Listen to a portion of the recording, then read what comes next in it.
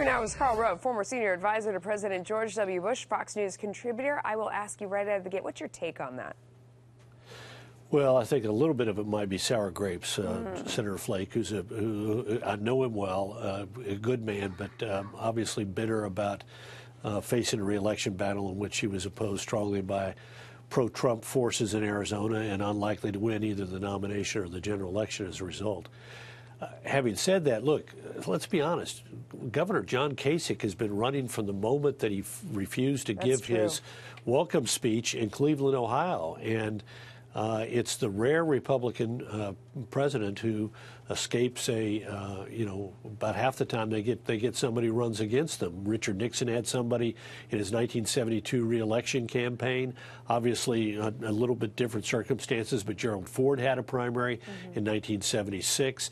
In 1984, President Reagan avoided a primary challenge, but in 1992, George H.W. Bush received one. 43 didn't have one in 2004, but about half the time in the modern era, there's been somebody who has challenged the incumbent Republican president. Democrats have got a similar record. A challenger in 1980 to Jimmy Carter. Nobody, obviously, for President Obama. So it's likely the president that there would say could be. to that was, in the lead up to this election, Hillary Clinton only had one opponent.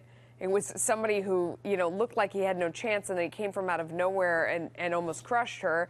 The president had this huge field chasing him, and, all along the way, people thought that that would damage him as he got into the election, and the Republican that won would enter so fractured. We all know how it turned out. I don't know, maybe competition brings out the strength.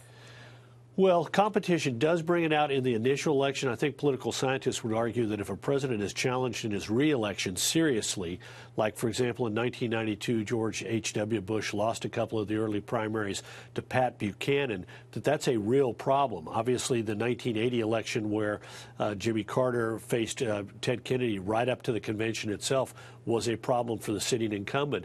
But look, we don't know what conditions are going to be like here in 2.5 years.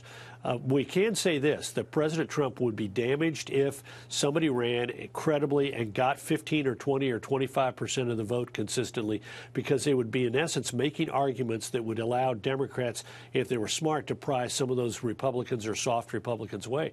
The second thing is that President Trump doesn't have the ability to use the main argument that incumbents generally use to avoid a challenge, and that is to say party loyalty. President Trump did not support George W. Bush for re-election in 2004. He supported John Kerry for president. Said, I like Bush tax cuts, but that was yesterday, and I agree with Kerry on the Iraq War, and that's today.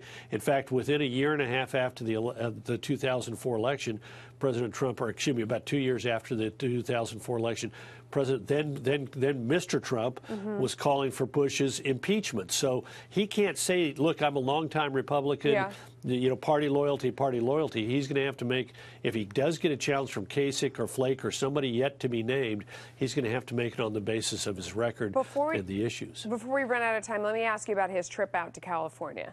Is that good optics? What do you think he should do there? What can he accomplish? Well, look, it's good that he visits, the West Coast, but the main purpose of this is he's got an event. I'm sure he's going to end up talking about sanctuary cities, but the main purpose of this is to raise money for the Republican Party, and this is one of the jobs that most presidents find onerous, the responsibility to raise money for the party organization.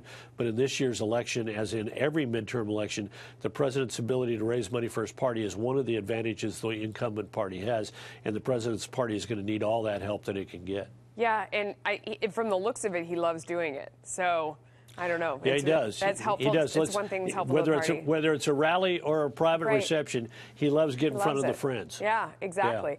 Karl, thank you.